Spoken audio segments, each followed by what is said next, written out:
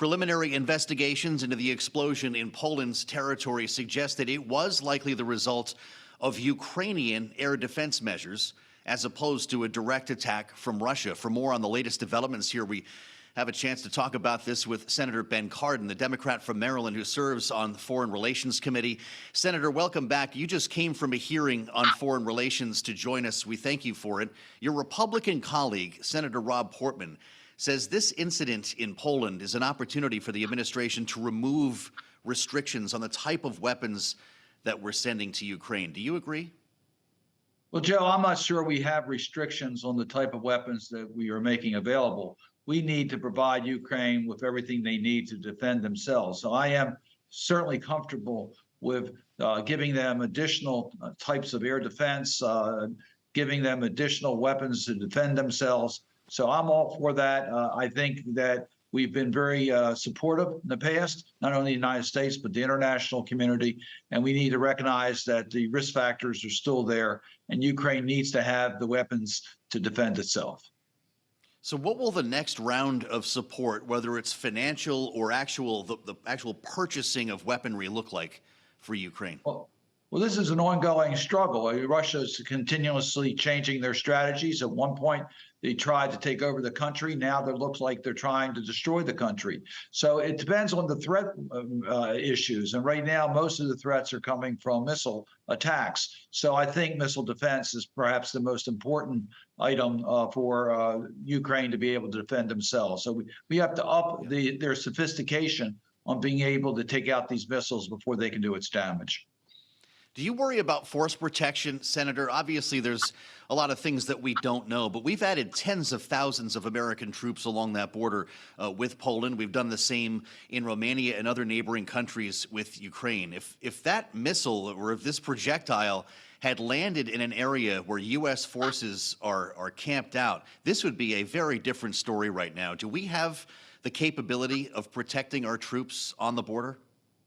It's very clear what Russia is doing is extremely dangerous, not only to Ukraine, but to the entire region. And yes, we have NATO partners that border the conflict. And we saw what happened in Poland. The responsible party is Russia. They're the ones that are doing the unprovoked attack on a sovereign nation.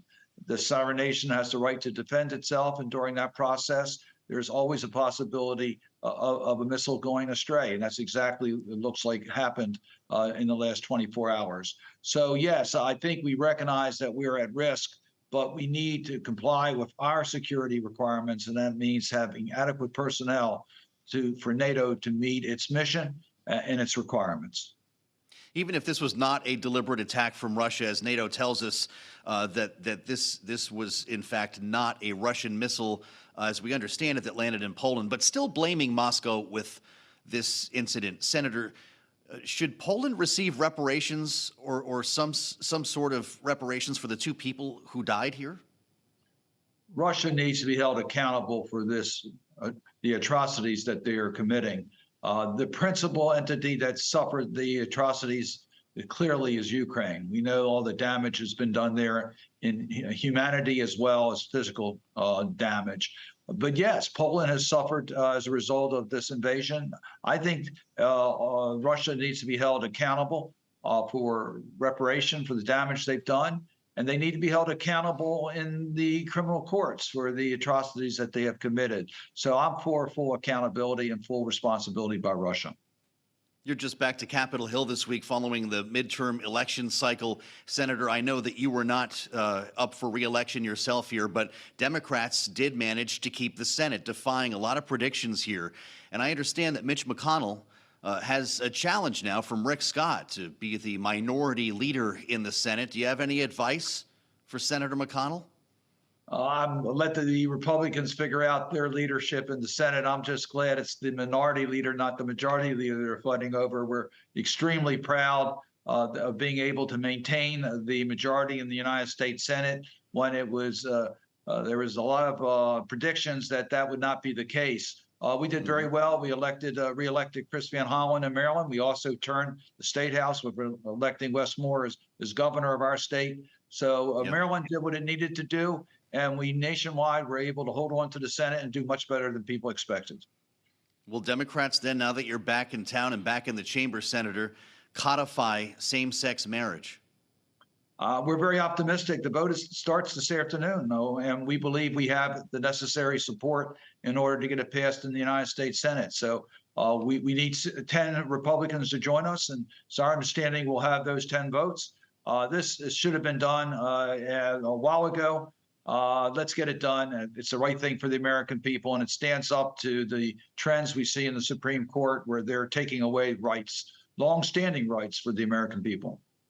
What else can you get done in the lame duck session here, Senator Cardin? Is it possible Democrats and Republicans accelerate a deal on the debt ceiling, or is that next year?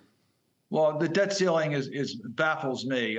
We vote to spend the money, and then we have a problem on a partisan basis to pay our bills. It makes no sense whatsoever. We should get rid of that threat against our credit of the United States. So I hope that we can have bipartisan support to do what is right, since the Republicans joined us in the appropriation bills. And so this has been, it's on the responsibility of both parties to make sure we maintain the full faith and credit of the United States and pay our bills. And I would hope we would have their support to raise the debt ceiling.